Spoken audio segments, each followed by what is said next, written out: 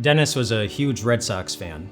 You may remember that back in 2004, the Boston Red Sox baseball team came back from a 0-3 deficit against the New York Yankees, their heated rival, in a playoff series, the winner of whom would go on to play in the World Series. And Dennis ended up getting tickets to Game 7 of that series, the final clinching game, which was in the city of Boston.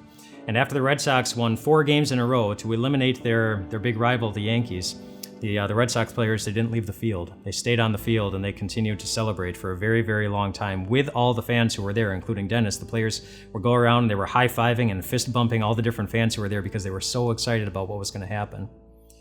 Dennis ended up watching the Red Sox win the World Series that year from a tent in Iraq. He's a soldier. And just a couple of days after the Red Sox won that World Series, Dennis was killed. Not by a bullet, not by an explosion, but by a drunk driver as he was driving on his way back to his base. That just crushed his family. His father especially. He had a very hard time with it, and he had such a hard time with it for so long that one day his father asked God, just on a whim, for a sign. He wanted a sign from his son that he was doing okay, that it was going to be all right.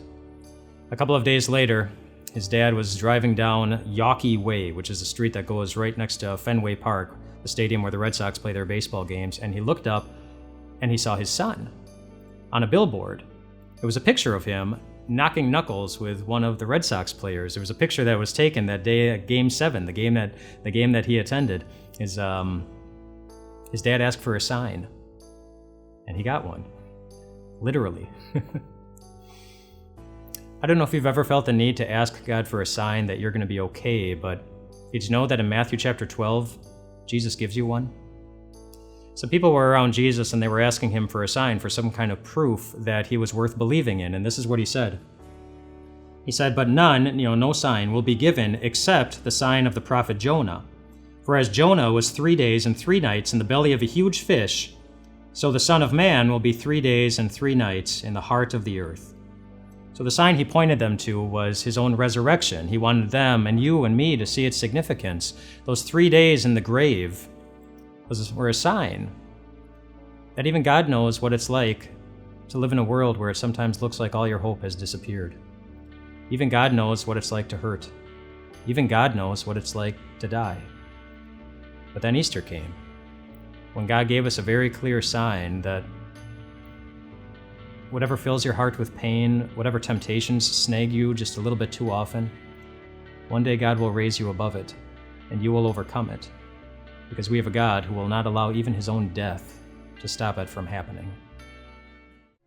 Even though America is sometimes called the land of the free, there are so many people who are spiritually not free.